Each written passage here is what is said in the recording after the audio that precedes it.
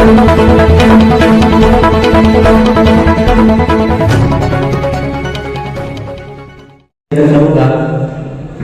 कि भारतीय परंपरा है, किसी भी कार्यक्रम को शुरू करने से पूर्व हम इस वंदना करते हैं, ईश्वर को याद करते हैं। तो हमारे भारत माता के सामने उनको मान्यता देकर कार्यक्रम का आगाज करें। जैसे रोशनी होती है दीपक से, ऐसा सब में आप रोश भरो। जैसे रोशनी होती है दीपक से, ऐसा सब में आप रोश भरो। बाबू किया दरबार को आपने दीप जलाकर आगाज करो, दीप जलाकर आगाज करो।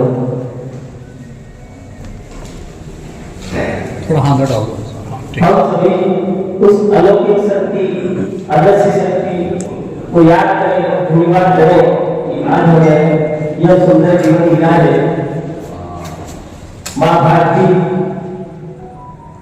सभी को सद्बुद्धि प्रदान करे, विभव प्रदान करे,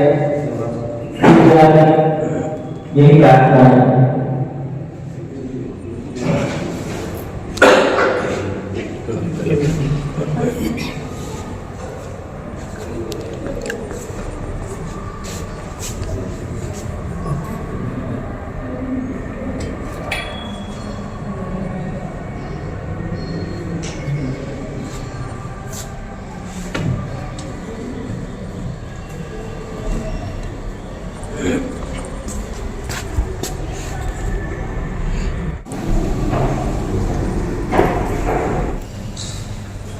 हमारे सरकार का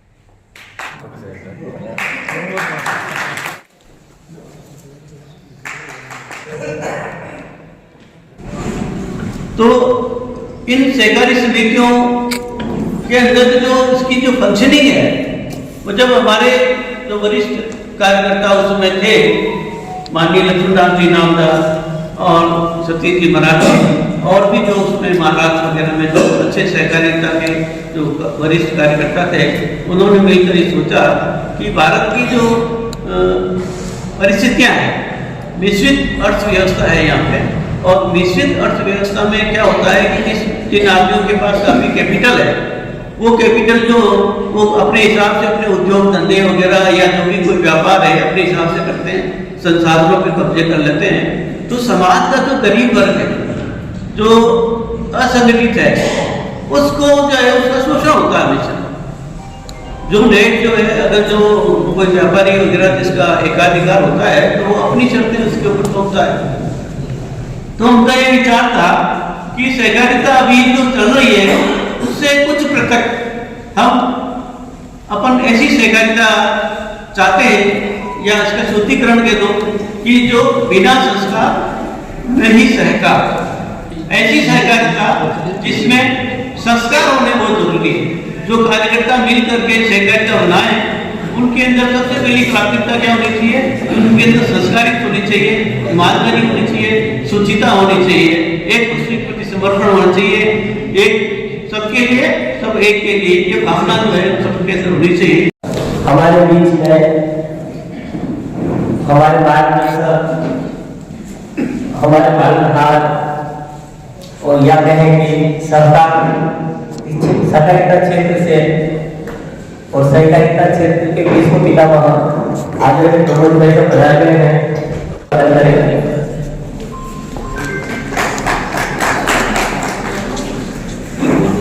गुजर के स्वागत के लिए सबको से स्वागत करने के लिए हमारे अध्यक्ष महोदय उमेश जी जोशी से निवेदन करूंगा कि वो बताएं। बिना संस्कार नहीं सहकार, बिना सहकार नहीं होता। ये हमारे सहकार पार्टी का एक कार्यकर्ता कैसा हो, उसमें संस्कार कैसे हो। संस्कार व्यक्ति के जीवन की नींव होते हैं। संस्कार हमें सही और गलत की दिशा का अंतर कराना सिखाते हैं। हमें अनुशासन, जिम्मेदारी और संवेदनशीलता बोध कराते हैं। इसलिए आवश्यक है कि हम पहले अपने संस्कारों को मजबूत करें ताकि बिना किसी पद दायित्व के समाज राष्ट्र की सेवा कर सके।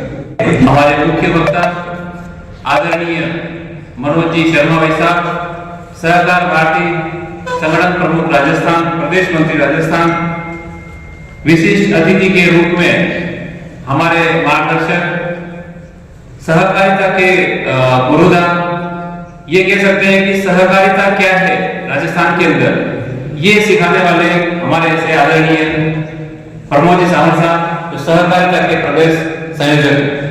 किसी के पास से हम चंदा नहीं लेते, उसके पीछे आप सबका बड़ा सहयोग है, आप सभी मित्रों का बड़ा सहयोग है, क्योंकि उस माध्यम से जब हम करते हैं उसमें जो लाभांश बचता है साल भर सहकार भारती का संगठन चलाने के लिए पर्याप्त होता हमारे लिए। तो आप सभी के सहयोग से, छोटे छोटे सहयोग से, लगभग तैयारी से हमारे मित्र होते हैं शहर में, तो उनके छोटे से प्रयास से, लेकिन उनको 10-15 दिन दीपावली के इस वयस्क त्योहार सीजन में हमको सहकार भारती को या मानवता बहुउद्देशीय सहकारी समिति को समय देना पड़ता है, लेकिन उसका परिणाम ये होता है कि हमारा जो सहकार भारती आर्थिक संगठन है उसको स्वावलंबी बना लिया। किसी के पास में कोई ये नहीं कह सकता कि सहकार भारती है और हमसे धंधा मांगा। वंदे मातरम, यानी प्रधानमंत्री जी का एक ही है कि सहकारिता में नवाचार और अनेक असंगठित क्षेत्र हैं जहां को जिनको संरक्षण की आवश्यकता है, उनकी समृद्धि की आवश्यकता, उस सब विषयों को जोड़ा है। और इसीलिए हम ये प्रयासरत रहते हैं कि आर्थिक सामाजिक उन्नयन में हमारी सहकारिता की महत्वपूर्ण भूमिका रहे।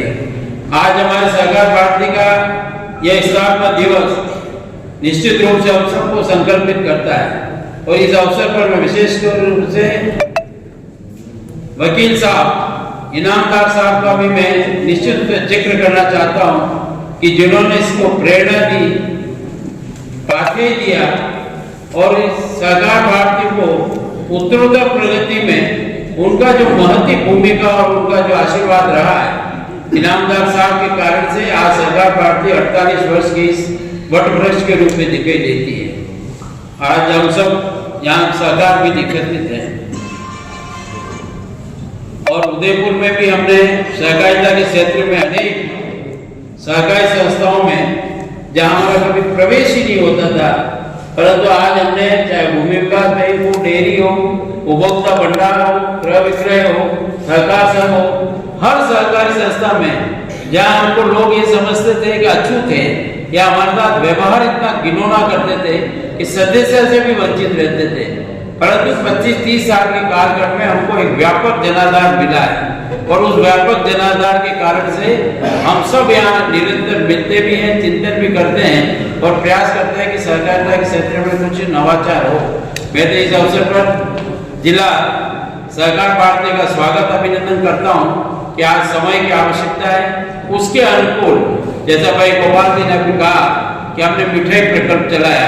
ये मिठाई प्रकल्प हमारे लिए आर्थिक संबंध तो ही है, परंतु अनेक रूप से इसका समर्थन क्यों मिलता है कि मूल्य नियंत्रण करने में सबसे बड़े अगर हम सहभागी बने तो हम बने हैं, क्योंकि हमने सही दाम पर न्यूनतम फायदे के आधार पर यह कार्य को किया है। यानी कि जो चीज कभी 600 रुपए मिलती थी उसको हमने वास्तविक मूल्य 400, उसके बाद हमने हमारा लाभांश भी जोड़ा। तो एक उपभोक्ता कैसे ठगा जाता है उसके भागदौड़ से लेकर के गुणवत्ता तक भी हमने उसमें सफलता प्राप्त की है। कुछ उदाहरण और भी दिए हैं, अनेक उदाहरण हैं जिनको हमको नवाचार के साथ स्वीकार करना है।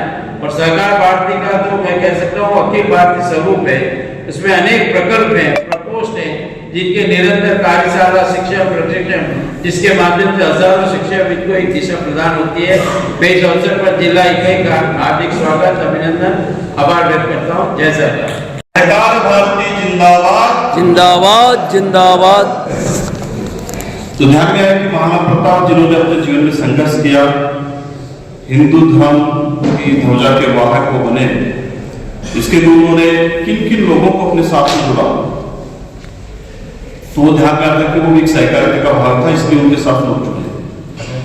भगवान श्री राम की जब जीवन को हम देखते हैं तो भगवान राम ने जो आदर्श प्रस्तुत किया उसके लिए जो की स्थापना करने के लिए जो उन्होंने वनवास का जो समय था, उस समय जिन जिन लोगों का सहयोग लिया, वो भी सहकारिता का भाव से ही संभव हो पाया। इसलिए प्राचीन भारत की अगर बात करें तो प्राचीन भारत में शुरू से ही ये सहकारिता का भाव है, यानी मनुष्य के जन्म से लेकर के मृत्यु तक समाज के सभी वर्गों का साथ लेकर के जो जो कार्य संपन्न होते हैं उन सब में सहकारिता का भाव है। तो नया काम कुछ नहीं है, नया काम सिर्फ सोचने समझने और उसको संकल्प लेकर के उसको पूरा करने का काम ही सहकारिता के शब्दों को चरितार्थ करता है। सहकारिता का भाव और जन्म से मृत्यु तक के संस्कार में सहकारिता निहित है, लेकिन सहकारिता का ये भाव कहीं भटक न जाए। जब सहकारिता में विकृतियां आने लगी तो हमारे संस्थापक स्वर्गीय लक्ष्मण राव जी नामदार जो इस क्षेत्र में कार्यरत थे, उन्होंने इस भावना को समझा कि जब ये हमारे मूल में घर घर तक इसकी पहुंच है और जब इसमें विकृति आने लगी है तो निश्चित रूप से समाज में विकृति आएगी।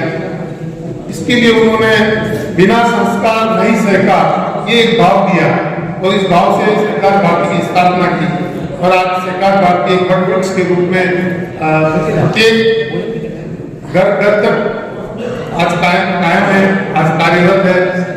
जिले तक, तहसील तक, लैंड स्पेक्स तक हमारी पहुंच है। ऐसे सहकार भारती के स्थापना दिवस पर 27वें स्थापना दिवस पर आप सभी को बहुत बहुत शुभकामनाएं। जय हे भारत भाग्य विधाता, जय हे जय हे जय हे जय जय जय जय हे भारत माता की जय। सहकार भारती जिंदाबाद, सरकार भारती जिंदाबाद, जिंदाबाद सरकार भारती जिंदाबाद, जिंदाबाद सहकार भारती जिंदाबाद, सहकार भारती जिंदाबाद।